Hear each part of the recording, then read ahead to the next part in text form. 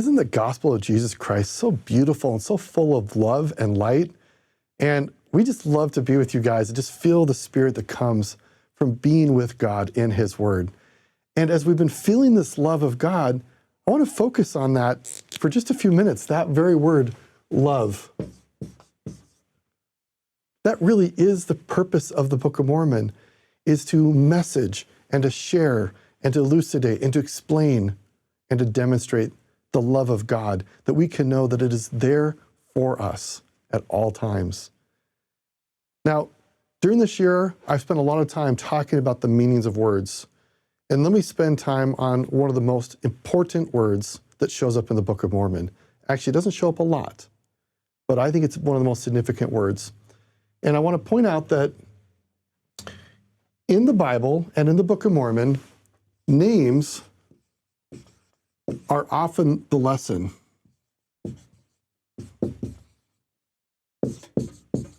So when we know the meanings of names, we often know what the main lesson is to be shared. Now, there's many lessons to get out of the scriptures, but when you know the names, you know what the lesson or the theme or the thesis is.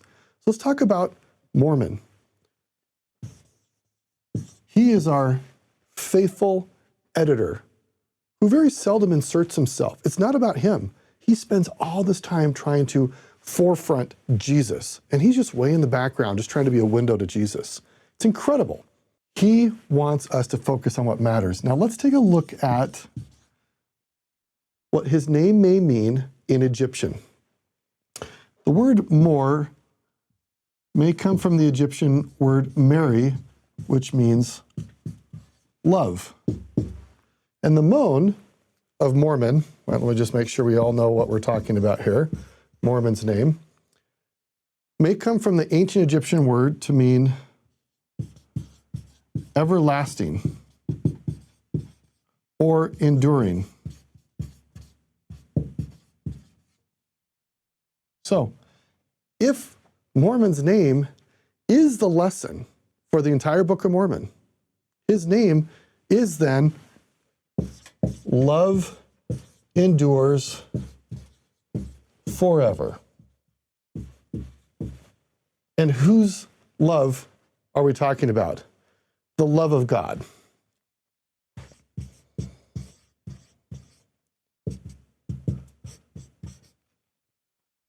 Let's look at how this plays out in this speech that Moroni preserves for us. Look particularly, again, at verses 46 and 47, and look for the theme, love. And remember, Mormon's name may mean love endures forever, and he may be concluding his speech by witnessing and testifying of the meaning of his own name, which is the entire point of the plan of salvation wrapped up in the love of God.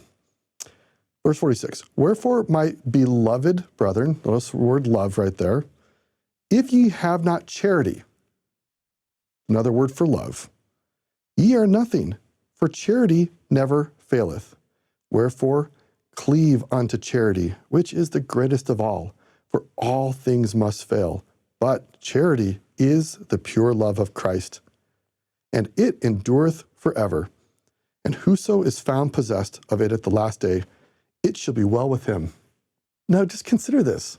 If we translated back into the Egyptian verses 40 and 46 and 47, the phrase, charity never faileth, would be translated as Mormon.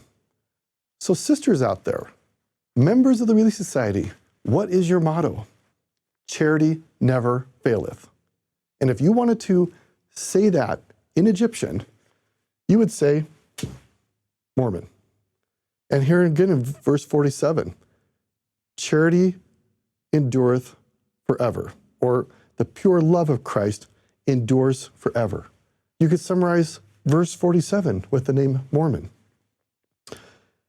So if you look again at the totality of chapter 7 of Moroni, look for the theme of love. Look for words like love, beloved, and charity.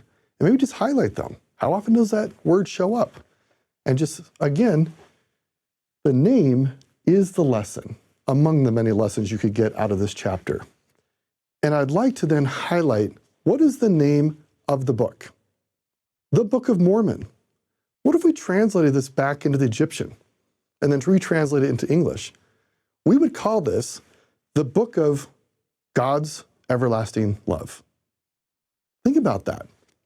Now, I know we try not to call ourselves Mormons anymore, but what if you did take on that title?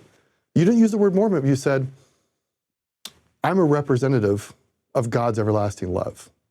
I'm a witness of God's everlasting love.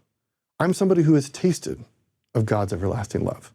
I'm somebody who desires to feel and experience and to share with others God's everlasting love. So I just love that the Book of Mormon itself tells us right up front, this is the book about God's everlasting love.